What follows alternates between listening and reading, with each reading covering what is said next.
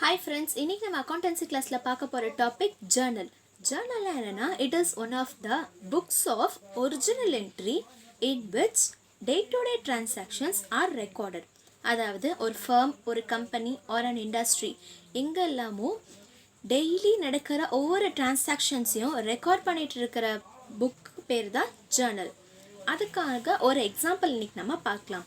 ஜனவரி 1லேருந்து 10th வரைக்கும் அந்த ஒரு ஃபார்மில் என்னென்னலாம் டிரான்சாக்ஷன்ஸ் நடந்திருக்கு அப்படின்னு ஒரு சின்ன எக்ஸாம்பிள் நம்ம பார்க்கலாம். ஃபஸ்ட்டு இதை நீங்கள் அக்கௌண்ட் ஷீட்டில் தான் போடுவீங்க, பட் நான் உங்களுக்கு ஒரு சாம்பிளுக்காக இன்றைக்கி பிளைன் ஷீட்டில் போட்டு காட்டுறேன்.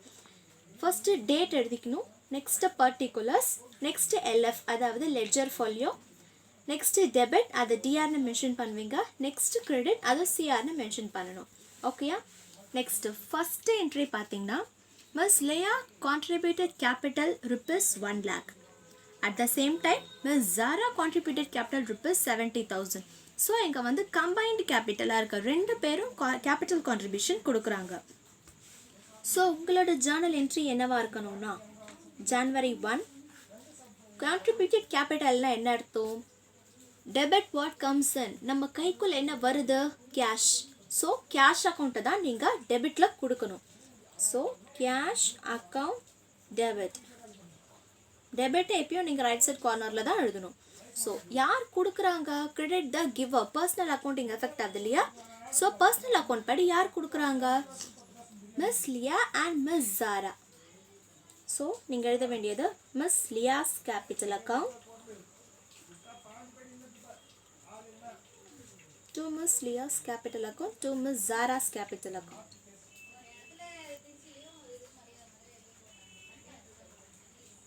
ஓகேயா? எவ்வளோ அமௌண்ட்? மிஸ் லியா 1 lakh கொடுக்குறாங்க. கிரெடிட் சைடில் நம்ம எழுதியிருக்கிறதுனால நீங்களும் கிரெடிட் சைடில் தான் அமௌண்ட்டை கொடுக்கணும்.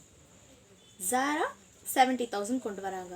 ஸோ டோட்டலாக ஆட் பண்ணி தான் நீங்கள் இங்கே காட்டணும். ஸோ 1,70,000. ஜேர்னலை பொறுத்த வரைக்கும் நரேஷன் ரொம்ப இம்பார்ட்டன்ட். கேபிட்டல் contributed by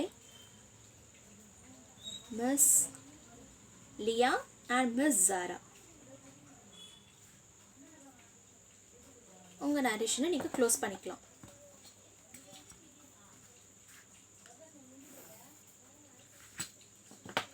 ஒரு ஜேர்னல் என்ட்ரி டிரான்சாக்ஷன்ஸ் முடிஞ்சதுக்கு அப்புறமாவும் இந்த மாதிரி நீங்கள் லைன் கொடுத்துட்டிங்கன்னா உங்கள் அப்பியரன்ஸும் நல்லாயிருக்கும், உங்களுக்கும் எந்த கன்ஃபியூஷனும் இருக்காது. நெக்ஸ்ட்டு ஜனவரி 2 அன்னைக்கு என்ன டிரான்சாக்ஷன் கொடுத்துருக்காங்கன்னா bought goods for cash rupees 8,000. So நம்ம கேஷ் கொடுத்து பர்ச்சேஸ் பண்ணியிருக்கோம். ஸோ நம்ம கைக்குள்ளே என்ன வருது? கூட்ஸ் வருது. ஸோ அதை நம்ம இங்கே காட்டுவோம். Purchase account debit. நம்ம கையை விட்டு என்ன போகுது? நம்ம கேஷ் கொடுத்து வாங்கியிருக்கோம். So credit what goes out real account படி டு கேஷ் அக்கௌண்ட். அமௌண்ட் வந்து 8,000. ஸோ நரேஷன் பார்த்தீங்கன்னா குட்ஸ் பர்ச்சேஸ்ட் அப்படின்னு எழுதிக்கலாம். ஃபார் கேஷ்னு கூட மென்ஷன் பண்ணிக்கலாம், தப்பில்லை. ஸோ அதே மாதிரி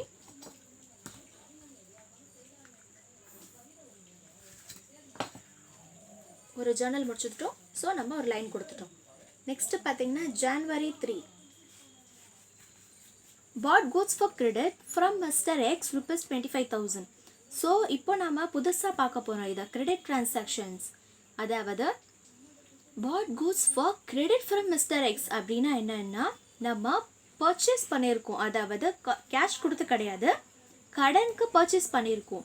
அதாவது நம்ம இன்னைக்கு தரோம், நாளைக்கு தரோம், 1 week கழிச்சு கொடுக்குறோம், மேபி 1 month கழிச்சு கொடுக்குறோம் அப்படின்ற ஒரு கிரெடிட் பேசிஸில் நம்ம வாங்கியிருக்கோம்.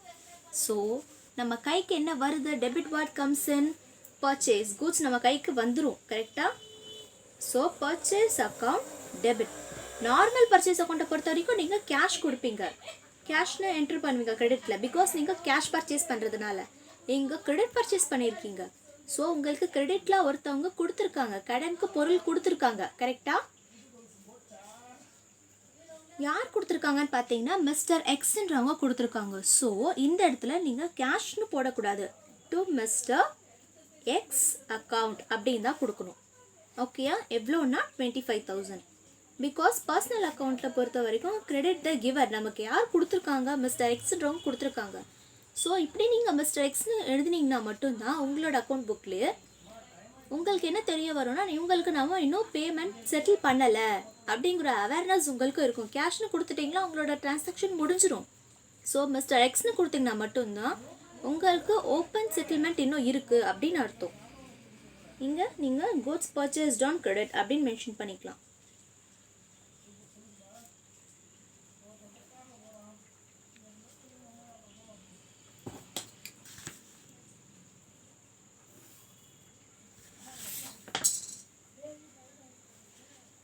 நெக்ஸ்ட்டு பார்த்தீங்கன்னா ஜான்வரி 4 அன்னைக்கு sold goods on credit to mister Y. அதே மாதிரி ஃபர்ஸ்ட் கிரெடிட் பர்ச்சேஸ் பார்த்தோம், இப்போ கிரெடிட் சேல்ஸ் பார்க்க போகிறோம்.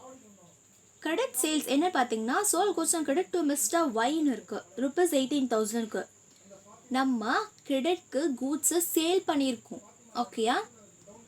நமக்கு தெரிஞ்சவங்க இல்லை யாராக இருந்தாலும் கூட்ஸை நம்ம கிரெடிட்க்கு சேல் பண்ணியிருக்கோன்னா நம்ம அக்கௌண்ட் தனியாக மெயின்டைன் பண்ணுவோம். அவங்க நேமில் அவங்களுக்கான ப்ரூஃப்லாம் நம்ம வாங்கி வச்சுக்கிட்டு நம்ம கிரெடிட்டில் சப்ளை பண்ணுவோம். ஸோ நார்மல் சேல்ஸ் என்ட்ரி எப்படி வரும்? கேஷ் டு சேல்ஸ்னு எழுதுவீங்க. பிகாஸ் அப்போ நீங்கள் கேஷ்க்கு சேல்ஸ் பண்ணுறீங்க, ஆனால் இங்கே கிரெடிட் சேல்ஸ் பண்ணுறீங்க. ஓகேயா? நீங்கள் ஃபஸ்ட்டு பர்சனல் அக்கௌண்ட் எஃபெக்ட் ஆகும். பிகாஸ் இங்கே கிரெடிட் த கிவர். ஓகேயா? இங்கே டெபிட் த ரிசீவர், நம்ம யார்கிட்ட இருந்து வாங்குறோம். ஓகேயா? அதுதான்.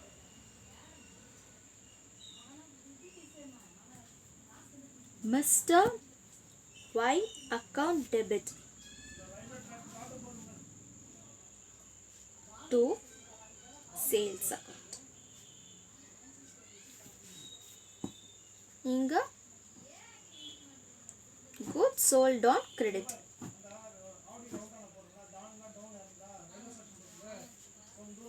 அமௌண்ட் பார்த்தீங்கன்னா 18,000.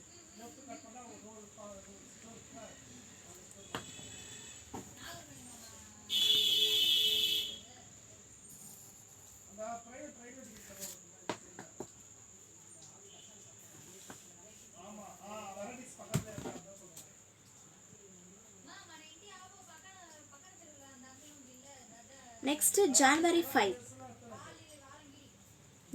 இன்னைக்கு பார்த்தீங்கன்னா bought furniture for cash rupees 15,000 அப்படின்னு இருக்கு. ஸோ நீங்கள் ஃபர்னிச்சர் பர்ச்சேஸ் பண்ணுறீங்க. நார்மல் பர்ச்சேஸ் பண்ணிங்கன்னா பர்ச்சேஸ் அக்கௌண்ட்னு எழுதலாம். ஃபர்னிச்சர் இப்போ நீங்கள் பர்ச்சேஸ் பண்ண போகிறீங்க. Furniture is an asset.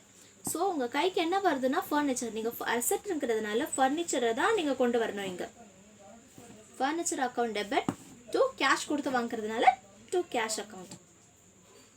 Amount பார்த்தீங்கன்னா 15,000.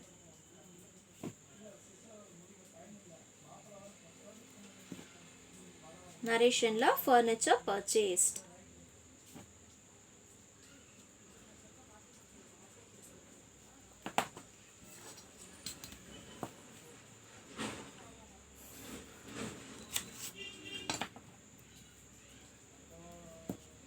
நெக்ஸ்ட் ஜான்வரி 6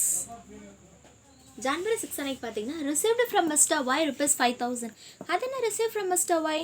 இங்கே பார்த்தீங்கன்னா மிஸ்டர் ஒய்க்கான டிரான்சாக்ஷன் நம்ம ஆல்ரெடி கொடுத்துருக்கோம். பிகாஸ் நம்ம சோல்வ் பண்ணியிருக்கோம் கூட்ஸ் கிரெடிட்டில் 18,000க்கு. அப்போது நம்ம கடனில் விற்றுருக்கோம். இப்போ நமக்கு கேஷ் கையில் கொடுக்குறாங்க. ஓகேயா?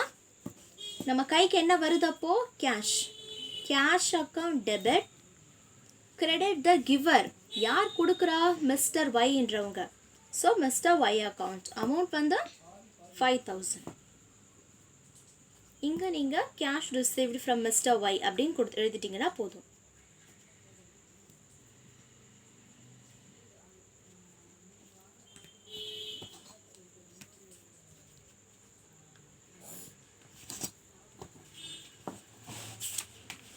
நெக்ஸ்ட்டு ஜான்வரி 7 இங்கே பார்த்துக்கலாம். ஒரு பேஜ்லேயும் நீங்கள் இந்த மாதிரி ஜேர்னல் எழுதுனீங்கன்னா நீங்கள் இந்த மாதிரி கொடுக்க வேண்டியது இருக்கும். பர்டிகுலர்ஸ் டெபிட் அண்ட் கிரெடிட்லாம். ஸோ ஜான்வரி 7 அன்னைக்கு பார்த்தீங்கன்னா paid to Mister X rupees 10,000. அதே தான் பாட் குட்ஸ் ஆன் கிரெடிட். நமக்கு குட்ஸ் கிரெடிட்க்கு வாங்கியிருக்கோம் இல்லையா 25,000க்கு. ஸோ இப்போ நம்ம பே பண்ண போகிறோம் அவங்களுக்கு 10,000. ஓகேயா? ஸோ மிஸ்டர் யார் X account debit to cash. நம்ம கையை விட்டு என்ன போகுது? கேஷ். அமௌண்ட் எவ்வளோ? 10,000.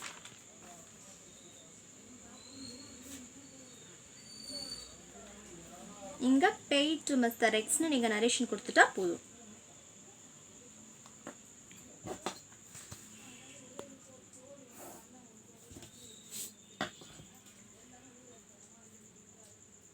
நெக்ஸ்ட் ஜான்வரி 8க்கான டிரான்சாக்ஷன் என்ன கொடுத்துருக்காங்க?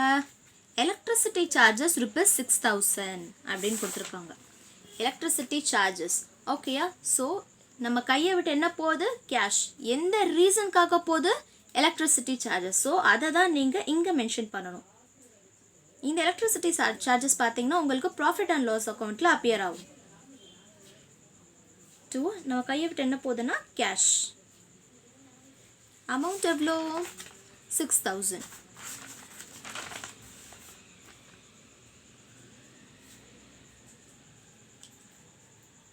ஸோ நரேஷனில் electricity charges paid.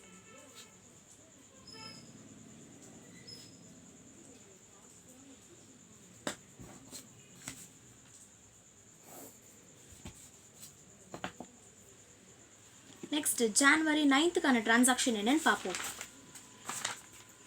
sold goods for cash ₹2,000. normal sales entry. normal sales entry என்ன பண்ணுவோம்? sold goods for cash னா நம்ம goods வித்துட்டு நம்ம கைக்கு என்ன வரும்? debit part comes in. cash கையில் வரும் இல்லையா? so cash account debit to sales. amount வந்து பார்த்தீங்கன்னா 2,000.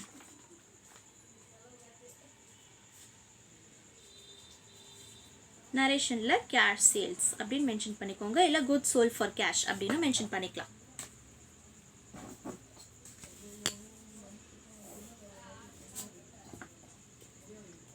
இப்போ லாஸ்ட் ஜான்வரி 10க்கான டிரான்சாக்ஷன் என்னன்னு பார்ப்போம்.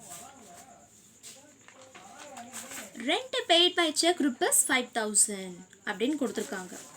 So rent paid by check. Okay, rent paid by செக்னா நம்ம இப்போ ரெண்ட்டு கொடுக்குறோம். செக் மூலியமாக நம்ம இப்போ பே பண்ணுறோம் ஒரு ஃபேர்முக்கு. நம்ம ஃபேர்ம் ஒரு பிளேஸில் இருக்க அந்த ஃபேர்முக்கு அந்த பிளேஸ்க்கான ரெண்ட்டை நம்ம கொடுக்கும்போது செக்கில் அந்த ஓனர்கிட்ட கொடுக்குறோம் இல்லையா? ஸோ நீங்கள் என்ன பே பண்ணுறீங்க? ரெண்ட்டு. ஸோ யார் அதை வாங்கிக்கிறாங்க? பேங்க்கு. So rent account debit to bank account. ஏன் டு பேங்க் அக்கௌண்ட் வருதுன்னா நம்ம ரெண்ட்டை செக் மூலியமாக பே பண்ணுறோம். ஸோ அவள் பேங்க் கிட்ட செக்கு கொடுத்தா பேங்கர் தான் நமக்கான அமௌண்ட்டை கொடுப்பாங்க. So credit the giver. யார் இந்த இடத்துல நமக்கு பர்சனலாக அஃபெக்ட் ஆகுறாங்கன்னு பார்த்தோன்னா பேங்க். ஓகேயா? எவ்வளோ அமௌண்ட் பார்த்தீங்கன்னா 5,000.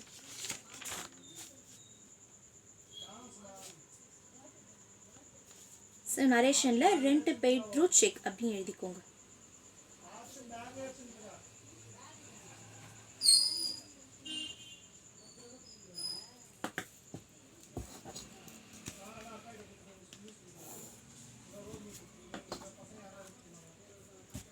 ஸோ நம்ம இன்னைக்கு ஜான்வரி 1லேருந்து ஜான்வரி 10th வரைக்கும் என்னென்ன டிரான்சாக்ஷன்ஸ் ஆயிருக்கு, அதுக்கான நரேஷன் என்ன, ஜேர்னல் என்னன்றதை பார்த்தோம். உங்களுக்கு புரிஞ்சிருக்கும்னு நினைக்கிறேன். உங்களுக்கு எதுனா புரியல, எதுனா டவுட் இருந்துச்சுன்னா latasundar1506@gmail.com என்ற மெயிலுக்கு நீங்கள் உங்களோட குவாரிஸ் அனுப்பலாம். நான் உங்களுக்கு ரெஸ்பாண்ட் பண்ணுறேன். நாளைக்கு வேற ஒரு டாப்பிக்கில் உங்கள் எல்லாரையும் மீட் பண்ணுறேன். தேங்க்யூ.